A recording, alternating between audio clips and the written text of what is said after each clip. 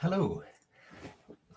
I've been imagining over the last few minutes a scene of people gathering from north and south, east and west, from every direction to a forest clearing. This is partly to assuage any sense of nervousness or weirdness I might have in just sitting here in front of my computer and talking apparently to myself and to a machine, when in fact I know that there are lots of people out there. But it's also because this is something that we do in the physical world as well. And so when we meet together at a Druid camp, say, or at a gathering, people literally come from different directions into the clearing, this lovely place, the sacred grove, this place of meeting together. It's lovely to see people saying hi, and nice to see you online again. Yes, great to see you too. And again, as I said before, I'm imagining seeing, and it's do say where you're from as well. That's fantastic to hear and to get a sense of that. And that's really, I thought, would be a good starting place for us to explore the nature of reality, really. Because what is real? Is reality the fact that I'm sitting here on my own in this room talking to some plastic and metal? Is that the reality? Or is the reality that I'm talking with lots of people all over the world? Berlin, Wych Cross, North Bavaria, fantastic. Bonjour, Philippe, and France and Kentucky and so on. It's just fantastic. And so, you know, with these things, it's live, so that's great. It's in real time, as it were. It's also recorded, so you know, if you come in a bit late, or if you miss it, or if you can't hear well or something, you can always watch it again. So, and I referred to this our meetings together as having tea, because I think there's nothing worse than a kind of pompous approach to spirituality, a sort of piousness and all the rest of it. I think it's important to be relaxed and not too serious about these things. And in fact, I think the best way to approach serious topics is with a lightness and an ability to see the light side of things as well as the serious side of things. And so let's take a few moments to, here we all are, this group of people all over the world, sitting in front of bits of plastic and metal and glass. And yet if we close our eyes, we can have a sense that we are gathering in a sacred grove, in a clearing in the forest, engaging in this time-honored practice of coming together as human beings to explore the wonders and mysteries of life and to explore ideas together. And with a view, I'll say as well that if ideas come to you, do please type them in. You can type them in live, as it were, or later, and I may not necessarily see them because they scroll up quite quickly, but I will certainly look at them afterwards, if not during the time that we're here. There's somebody in from Sofia in Bulgaria, Paulina, the artist, how wonderful. And so I thought let's start at a beginning, if you like, and say, as our topic for this evening, let's ask ourselves, what might be the most important step, the foundational step that we could take as a magician, as indeed a person in this world.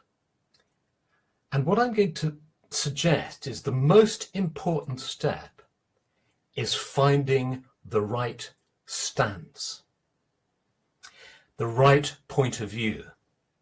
And now immediately I think when I say that, even to myself, there's a sense of disappointment. Oh, I thought you were going to talk about carving a wand or some extraordinary exotic ritual or ceremony or philosophical position that one must adopt. But what I'm going to suggest to you is that I think the most important preliminary step we can take is to find our point of view, our stance vis-a-vis the world and vis-a-vis ourselves. If you or I were going to a martial arts class, to a Tai Chi class, to a Qigong class, even to a class of sophrology, which is a mind-body training system that I've trained in, what would be the first step? The first step we would be told how to stand. Literally, we would be taught how to stand, the position to take. And everything depends upon that, the particular position you adopt. Now, if you take that idea at a philosophical level and a psychological level, what it's suggesting is that the most important thing to do is to get our understanding of life, how we relate to life, clear. Now, you might say, well, this is a big subject and that is dependent on so many things. And of course, that's true. But what I'd like to suggest is just one way of looking at it, which I have found helpful, which comes from philosophy. And that is the distinction between idealism and materialism. Now, put very simply, lots of ways you can talk about this, but I talked about it in one specific way. It goes like this. If you're a materialist, a reductionist, you believe that consciousness is a byproduct of electrical signals, essentially chemical behaviors in matter. So the prime reality is matter. And out of that, in beings, in physical beings, there are nervous systems, and those nervous systems produce what we call consciousness as a byproduct. So it's sometimes referred to as an epiphenomenon of neural activity. So it's an artifact or an epiphenomenon of neural activity. That's the materialist view. If you take the idealist view, it's completely different. It turns that whole picture upside down and it says, no.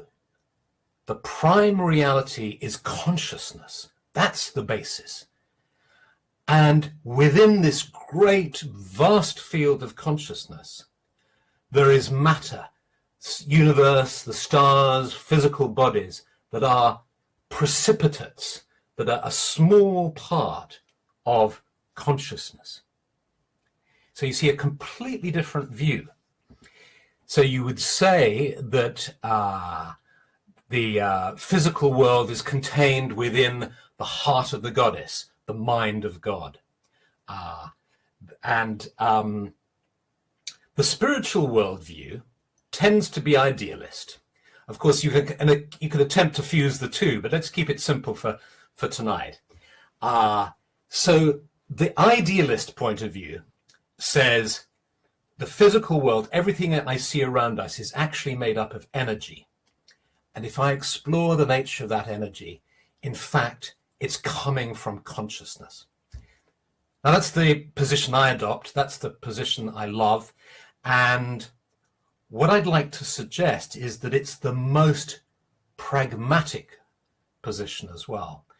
And by pragmatic, I mean it's the position that has the most beneficial effects on our minds and our hearts and our bodies. And this is why we might choose to follow a spiritual path with that particular point of view. Two examples spring to mind. One is a wonderful man called Viktor Frankl, who was a psychologist who was in the concentration camps during the war. And he observed his fellow inmates. And he noted how the people with beliefs in life after death, with beliefs that, idealist beliefs, that matter is a byproduct of consciousness and not the other way around, they survived better than those who didn't. And now more recently, there's been an extraordinary study, which I mentioned in my blog the other day by the American Psychological Association, a study of 61,000 people over 26 years or something, a long, 21 years, a long period of time, thousands of people, 61,000 people.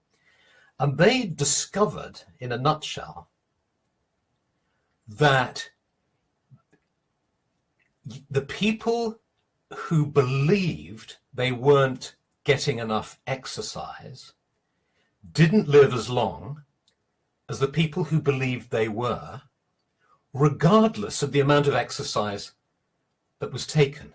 Extraordinary, fascinating finding, which of course supports ideas of mind over matter and the placebo effect and all the rest of it. And I think one of the difference between perhaps, say, scientists, materialists, and say people of a magical persuasion is this, that rather than dismissing it as a placebo effect or seeing it there in a box, we say, yes, how exciting and extraordinary that the mind is so powerful. And let's adopt beliefs that empower us and enthuse us and keep us living longer, because the bottom line is we may never know what is true until after we die. But since the evidence shows, the scientific evidence shows that there is this extraordinarily positive effect from adopting views like this, let's do that.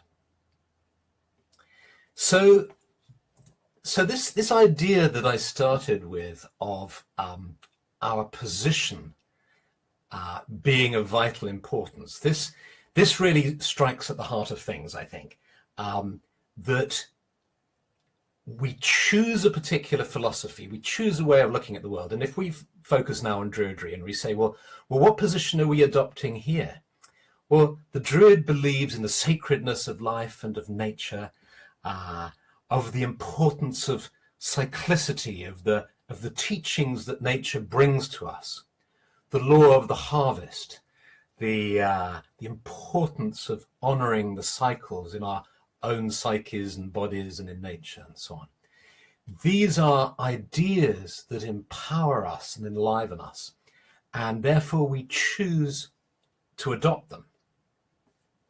But here comes an interesting little detail, which is that our position is an intellectual one, but it also comes from our feelings. There's no point in telling ourselves that we feel that life is worthwhile when in our heart or our gut we feel it's not worthwhile. In other words, if our heart isn't in it, if our feelings aren't congruent with whatever thoughts we choose to adopt. And that's the tricky one, because you could listen to me now and say, yes, okay, you're right, you've shown me this scientific evidence about belief and how powerful it is. I will adopt those beliefs from now on. But if you, in your heart, you don't really feel it, it's not going to be so effective. So how do we change our hearts? Well, this is where, in my mind, spiritual discipline and psychotherapy actually come into play. This is why I think it's important to have a psychological understanding. And I think that's the great, I pressed the button.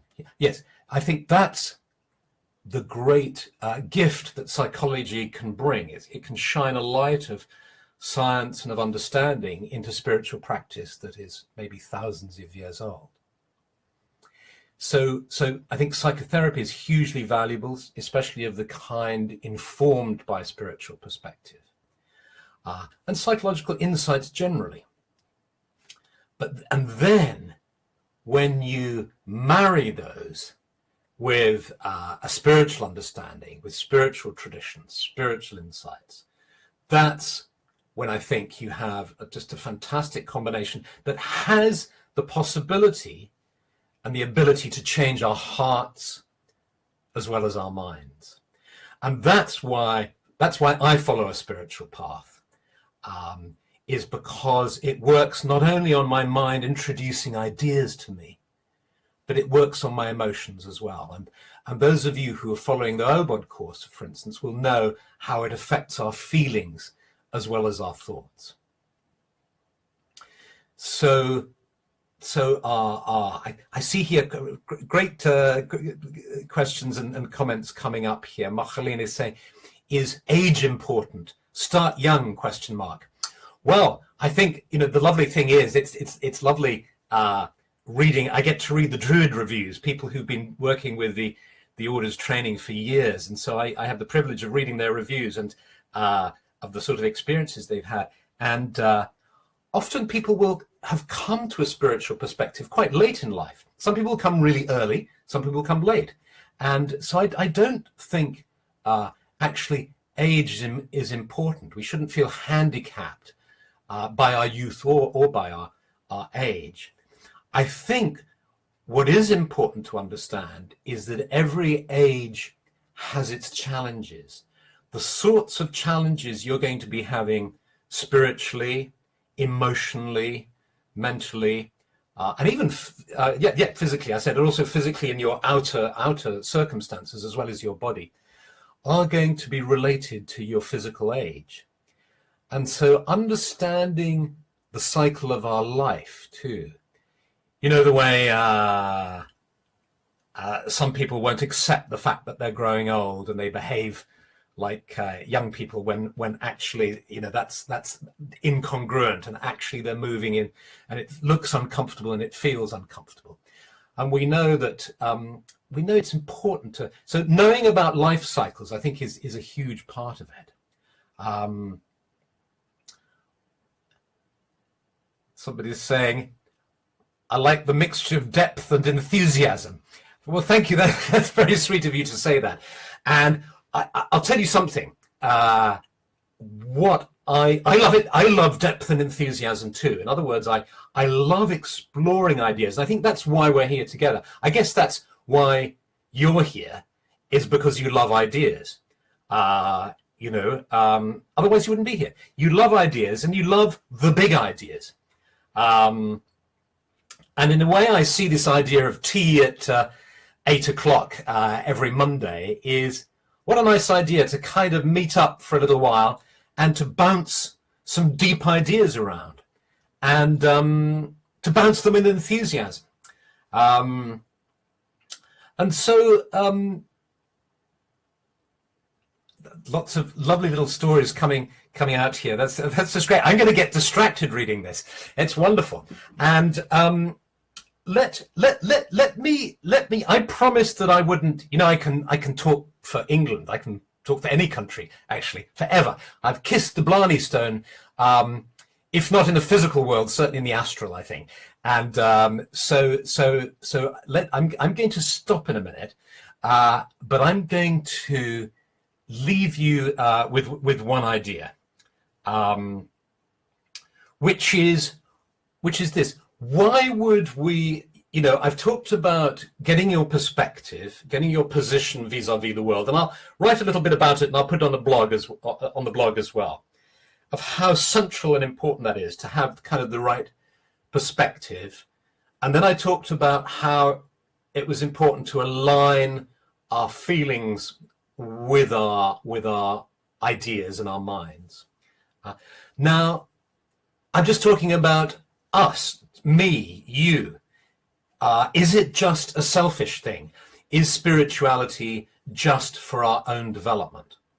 Well, no, you see, I don't think it is.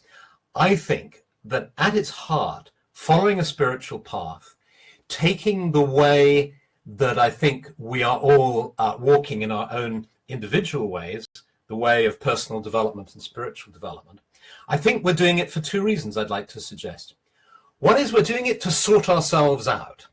In other words, to get clarity, to free ourselves up, to be more creative, to essentially grow in wisdom, to achieve illumination, to do all these things that a spiritual path offers us.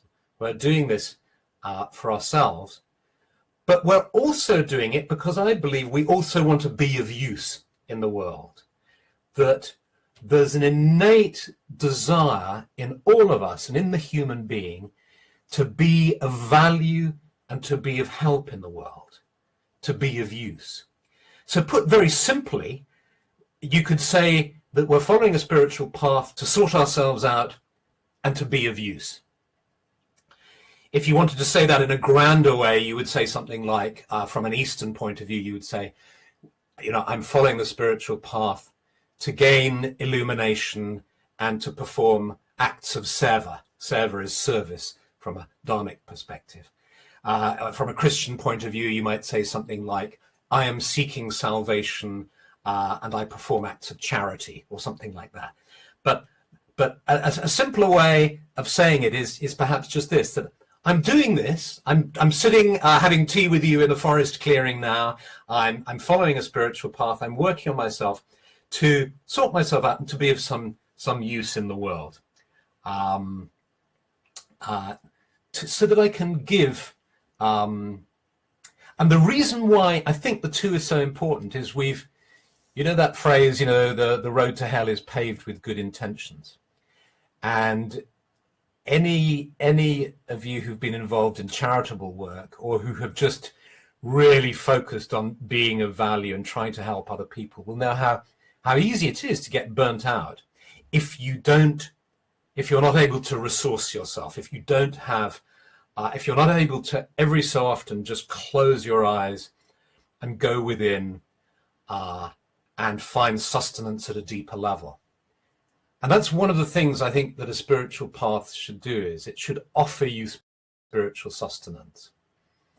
And so let's perhaps finish with that now. Let's just, if you feel like doing this, if you find it helpful, let's close our eyes and just connect to this sense of spiritual sustenance, this lovely idea of this sacred grove with people from all over the world in community together in this forest clearing close to the earth, the energy of the sky above us flowing into us, and the energy of the earth beneath us flowing up into us.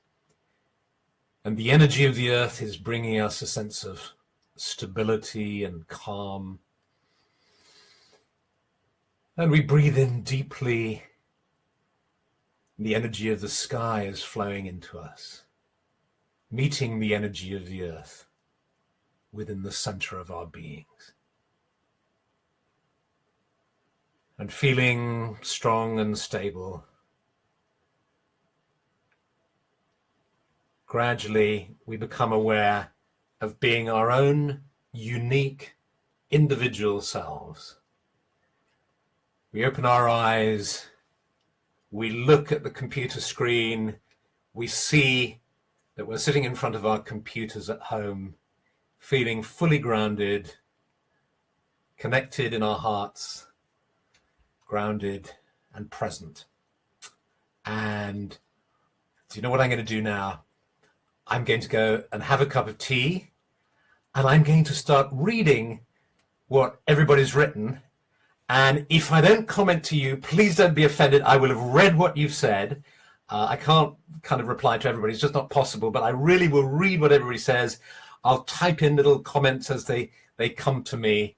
And I really look forward to seeing you again, being with you again next week. So many blessings, lots of love, and looking forward to hearing from you. Okay, bye.